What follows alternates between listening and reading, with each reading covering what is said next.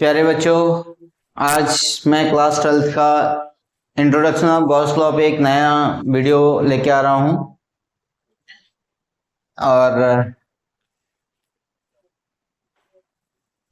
इसके कॉन्सेप्ट को समझने के लिए हमें थोड़ा सा प्रैक्टिकल होना पड़ेगा, समझना पड़ेगा, सोचना पड़ेगा, आपको भी और मुझे भी, तब उसके बेसिस पे आपके समझ में आ पाएगी। तो इसमें सबसे पहली कंडीशन क्या आपके पास क्या होती है कि कंडक्टर का नेचर होता है, कंडक्टर किस टाइप का है ना। पहले कैसा है, कंडक्टर के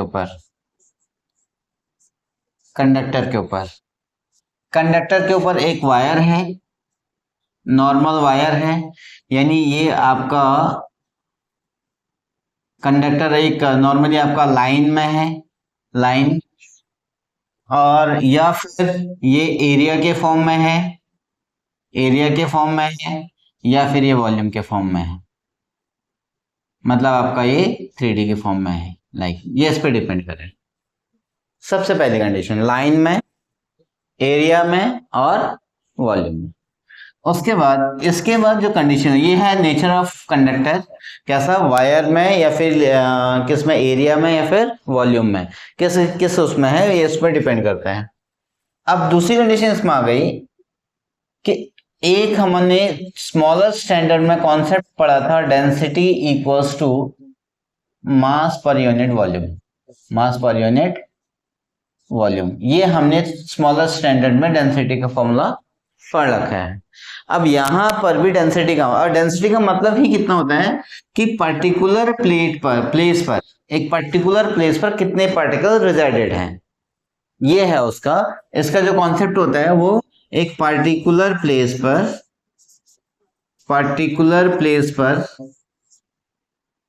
पर कितने पार्टिकल प्रेजेंट हैं, कितने पार्टिकल्स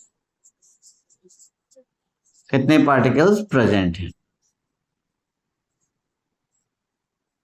ये इसका मतलब हो गया। एक पर्टिकुलर प्लेस पर कितने पार्टिकल प्रेजेंट हैं। सपोज दैट ये एक लाइन बैठी है, आपके घरों के सामने कोई वायर होता होगा, बिजली का वायर, उस वायर पे एक, इसमें कुछ चिड़िया बैठी हुई हैं, ये, और इसमें कुछ बर्ड्स बैठे हैं, ये बर्ड्स बैठे हुए हैं, ठीक है। और अब ये डिपेंड करता है, suppose that 2 to 4 to 6 to 8, 2 to 4 to 6 1 7, इसमें 7 है। यहां पर इन बर्ड्स को बैठने के लिए ज्यादा जगह है इनके पास में, तो डेंसिटी ऑटोमेटिकली कम हो गई, ठीक है। अब यहां पर एक और आ गया, इसमें से एक और बैठ गया, अब टोटल कितने हो गए, 8। अब देखो उतने ही जगह में पार्टिकल बढ़ गए तो डेंसिटी बढ़ गई। फिर एक और आ गया, अब कितने बैठ गए, 9, अब ये कितना हो गया, फिर डेंसिटी बढ़ गई, वायर की लेंथ उतनी थी। फिर यहां पर एक और आ गया, फिर कितने हो गए, 10। अब भी क्या हो गया, डेंसिटी बढ़ गई, लेकिन वायर उतना ही था। फिर यहां पे क्या हो गया, ये भी इसकी डेंसिटी बढ़ गई, अब कितना हो गया, 11 हो गया, ये क्या हो गया, 11। तो यानी फिर से इनकी डेंसिटी क्या हो रही है, बढ़ जा रही है, जबकि वायर की लेंथ सेम है। ये डेंसिटी का कॉन्सेप्ट है। अब यही कॉन्सेप्ट आपके छत में बैठे हों, छत में जो उनके लिए जो स्पेस है वो कैसा है, 2D है, तो छत के साथ में भी यही कंडीशन आती है। यहाँ पर इसको मैं इस पर्टिकुलर एरिया में कितने पार्टिकल बैठे हुए हैं, ये इसकी कंडीशन है। जब हम वॉल्यूम की बात करते हैं तो उस टाइम पे आपके पास क्या होगा कि पूरा एक 3D होगा, और इसके अंदर टोटल कितने पार्टिकल हैं वो उसको डिपेंड करेगा। अब यहाँ पर जो बात आती है, तो ये तो हो गया डेंसिटी का कॉन्सेप्ट। अब इसके बाद आता है चार्ज डेंसिटी। अब देखो डेंसिटी तो डेंसिटी है ना, डेंसिटी है, चाहे वो चार्ज की हो, चाहे किसी की भी हो, चाहे पार्टिकल की हो, चाहे बर्ड्स की हो, चाहे ह्यूमन की हो, किसी की भी, डेंसिटी तो डेंसिटी है। तो यहाँ पे क्या हो गया, टोटल चार्ज अपॉन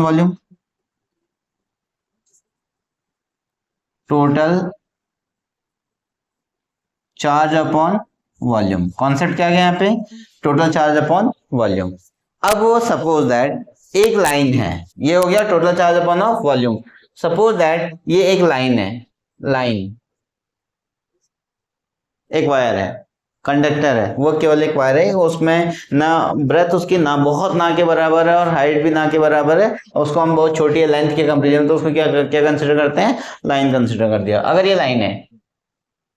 ठीक है, अब इसको हम क्या कहेंगे, अगर ये कंडक्टर का नेचर लाइन है तो उसको बोलेंगे linear charge density, linear charge density.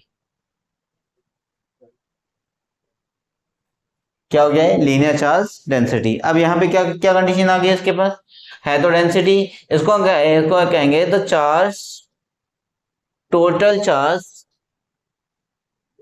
Total charge per unit length, charge नहीं, टोटल चार्ज नहीं, charge per unit length, charge per unit length, कितना हो गया, charge per unit length, concept फिर वही जा रहा है, चार्ज पर यूनिट लेंथ। अब यहाँ पे देखिए डिनोटेड बाई,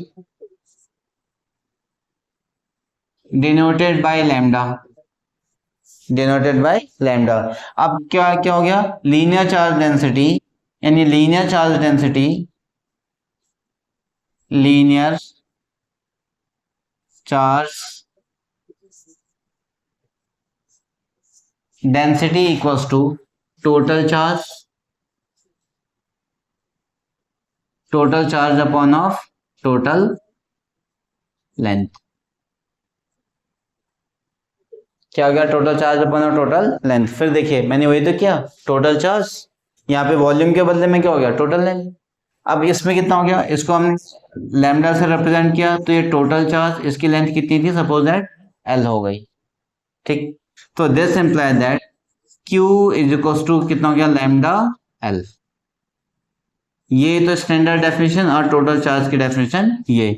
अब हम चार्ज के बदले में डेंसिटी की बात करेंगे कि उस पर्टिकुलर में कितना चार्ज है उसकी बात करेंगे, तो that is known as the density.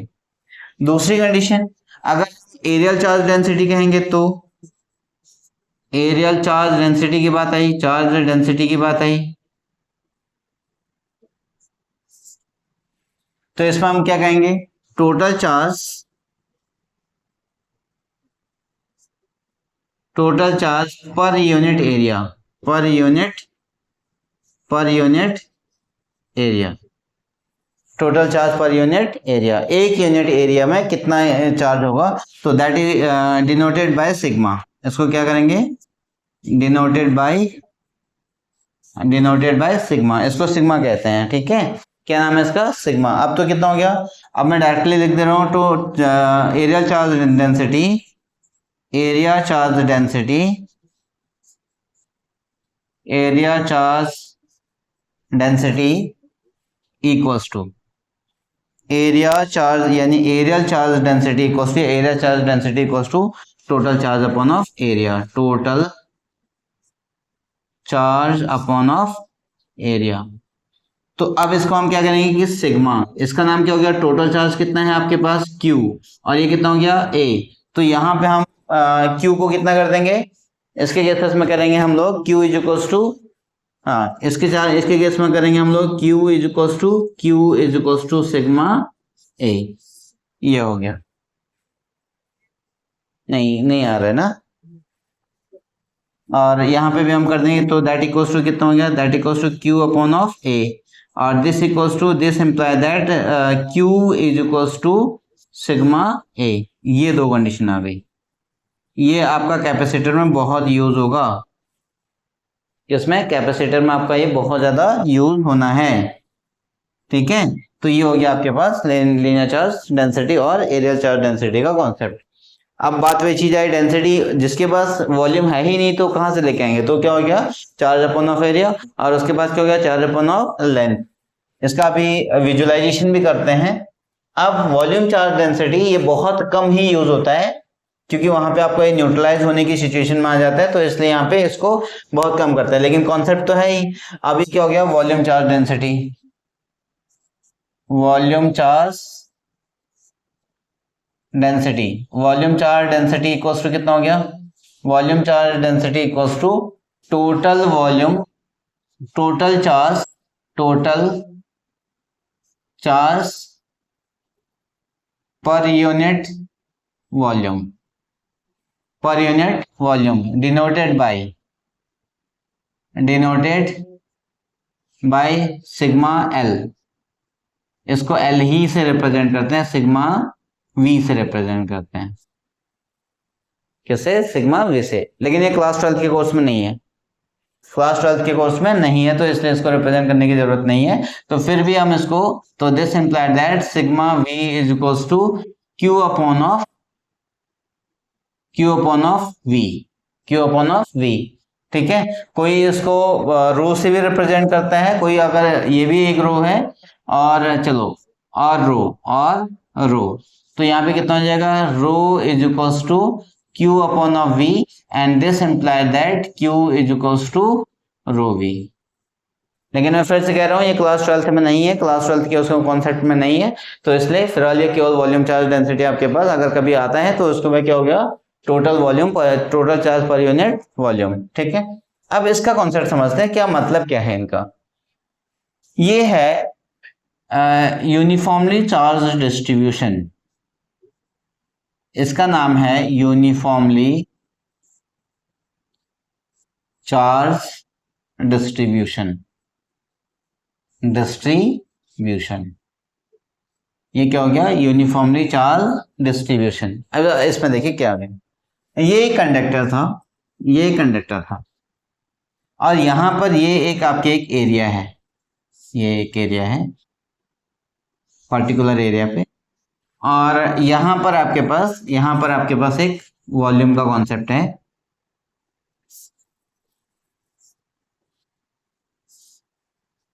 ये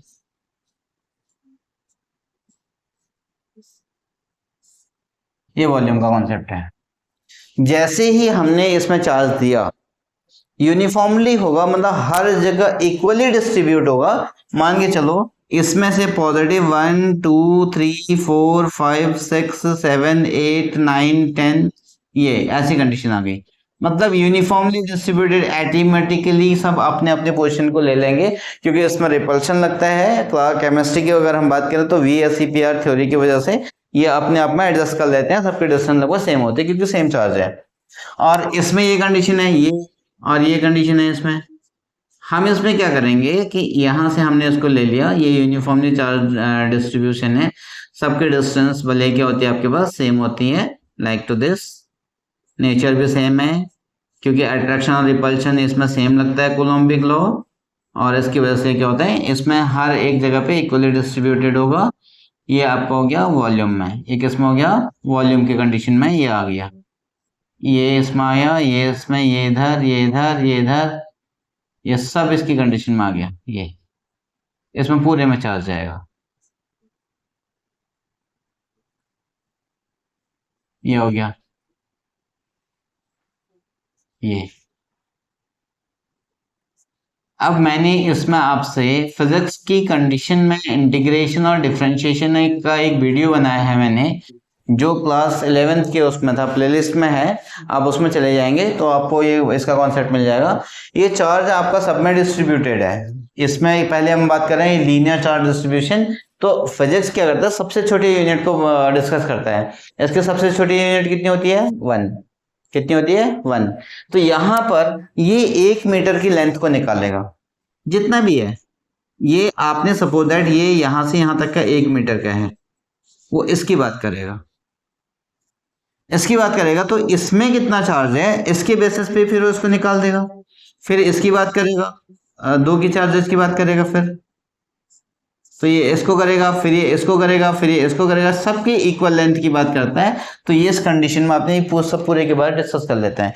तो ये जब इसको डिस्कस करेगा, ये कहेगा कि भैया इसमें कितना चार्ज है, इसमें कितना चार्ज है, तो इसको हम लोग DQ बोलते हैं। तो ये कितना होता है? DQ, बहुत स्मॉल अमाउंट ऑफ चार्ज है। ठीक है, और स्मॉल अमाउंट ऑफ चार्ज, तो इसका मतलब ये क्या हो गया? Per unit. इसको हम क्या कहेंगे? यहां से इसकी डेंसिटी निकलेगी कि एक यूनिट की लेंथ में कितना चार्ज जनरेट है, कितना चार्ज डिस्ट्रीब्यूटेड है, उसको हम क्या कहेंगे? That is known as linear charge density. इसमें इस पूरे को डिस्कस करने के बजाय हम क्या करेंगे? इसका एक छोटा सा कॉर्नर निकाल लेंगे, ये वाला पोर्शन, और यहाँ मतलब इसमें से एक छोटा पोर्शन यहां से निकालो, इसमें कितना चार्ज है, सपोज दैट यहाँ पे भी है, ये ऐसे और ये ऐसे, इसको निकालेगा, इसको, जिसमें एक उतनी पोर्शन को निकालेगा जिसकी लेंथ भी 1 है और ब्रेथ भी 1 है, तो इसकी एरिया कितनी हो जाएगी, 1 हो जाएगी, कितनी हो जाएगी, 1। अब ये इनकी बेसिस पे इस पूरे को स्टडी करेगा। तो ये है एरियल चार्ज डेंसिटी। जो सबसे स्मॉलेस्ट यूनिट है उसके बारे में डिस्कस करता है, वो स्मॉलेस्ट यूनिट क्या होती है, आपके पास 1 होती है, तो that is why areal charge density. यहाँ की बात अगर मैं करूं तो यहाँ एक छोटा सा क्यूब निकालेगा, कहीं से भी एक क्यूब निकालेगा, ये कहीं से भी, ये निकाल दिया और ये निकाल दिया, इस क्यूब के बारे में बात करेगा, ये है ना, ये इस छोटे से क्यूब के बारे में बात करेगा, तो इसमें जो जितना चार्ज होगा उसके उसके बेसिस पे पूरे को डिस्कस करेगा। ये था आपके पास लीनियर चार्ज डेंसिटी, और ये था आपके पास वॉल्यूम एरियल चार्ज डेंसिटी, और ये था आपके पास volume charge density. Hope that ये समझ में आया होगा, है ना। अब इसके बाद जो दूसरा जो कॉन्सेप्ट आता है वो होता है एरिया वेक्टर का। सॉलिड, अच्छा एक एंगल तो मैंने गॉस लॉ उसमें बताया था आपको, जब मैं कूलम्बिक लॉ करा रहा था तो उसमें सॉलिड एंगल का कॉन्सेप्ट आ रहा था, वो चीजें मैंने आपको उसमें बताई थी। तो अब यहाँ पे फिलहाल जो समरी हो जाएगी, यहाँ पे इसको हम लैम्डा कहेंगे, lambda is equals to Q upon of L हो जाएगा लीनियर चार्ज डेंसिटी, और यहाँ पे कितना हो जाएगा, sigma upon of Q upon of A बचेगा, और ये, और यहाँ पे क्या कंडीशन आ जाएगी, सिग्मा, ये भी, इसको भी सिग्मा ही बोलते हैं, तो sigma upon of Q upon of V. ठीक है, अगर मैं इसको लिख दूं तो टोटल चार्ज कितना हो गया, into of L total charge, इसका टोटल चार्ज करूंगा तो क्यू क्यू कितना हो गया, सिग्मा इंटू ऑफ ए, और इसका टोटल चार्ज करूंगा तो कितना हो जाएगा, Q is equal to rho into V. ये कंडीशन इसमें आपके पास आ गई। ये तो था आपके पास एरिया चार्ज डेंसिटी का। अब जो गॉस लॉ के लिए जो सबसे बेसिक कॉन्सेप्ट आपके पास आता है वो आता है एरिया वेक्टर का। एरिया वेक्टर का होना का कॉन्सेप्ट बहुत इंपॉर्टेंट है, एरिया वेक्टर। अब देखो यहां पे बात मैंने की थी एरिया की, और यहां पे बात की थी वेक्टर की। अब यार लेंथ और ब्रेथ दोनों हमारे पास क्या है, लेंथ और ब्रेथ दोनों स्केलर क्वांटिटी हैं, डिस्प्लेसमेंट तो है नहीं अभी। अगर हम एक पर्टिकुलर डायरेक्शन की बात भी कर देते हैं तो तब भी वो डिस्प्लेसमेंट की कंडीशन को जनरेट किया जा सकता है। तो यहाँ पे हम बात कर रहे हैं इसकी एरिया भी क्या होगी, एरिया वेक्टर होगी। अब ये एरिया वेक्टर का मतलब क्या कह रहा है कि मैग्नीट्यूड इसका है।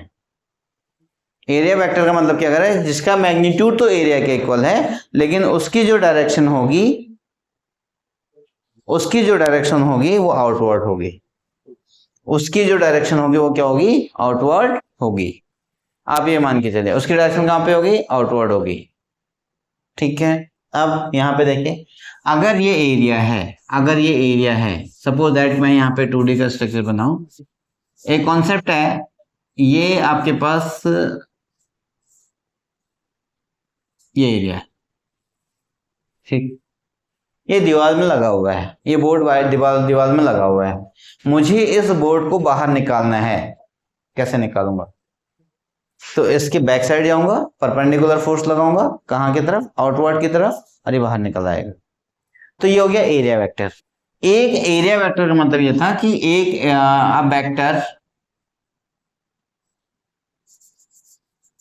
Vector whose magnitude is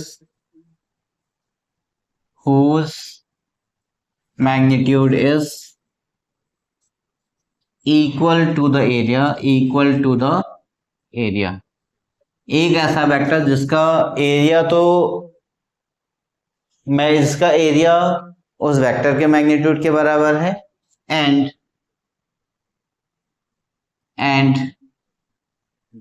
perpendicular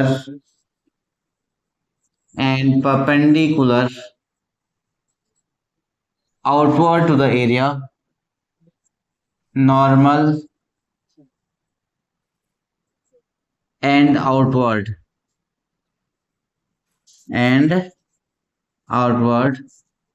to the area।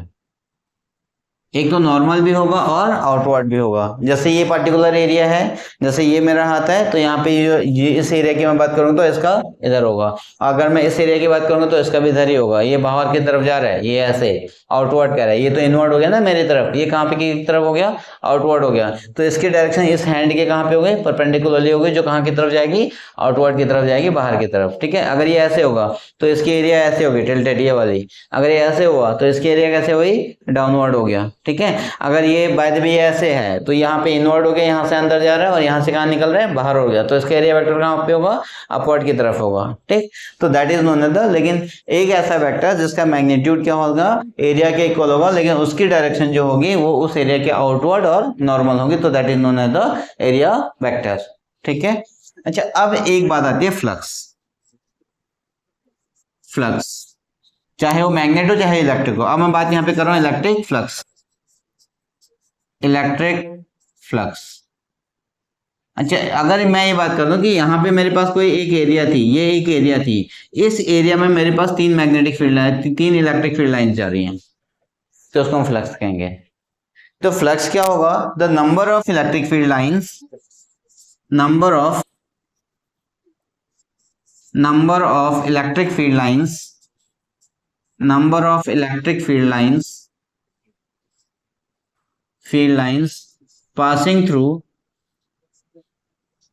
passing through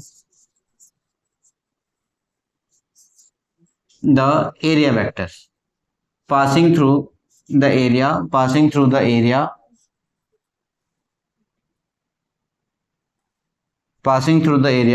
such that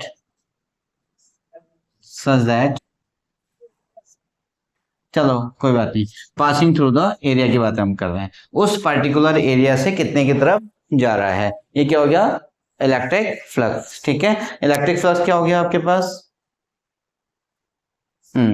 passing through the area, normal to the area, passing through the normal to the area, क्योंकि नॉर्मल लिखना तो भूल गया, नॉर्मल टू द एरिया।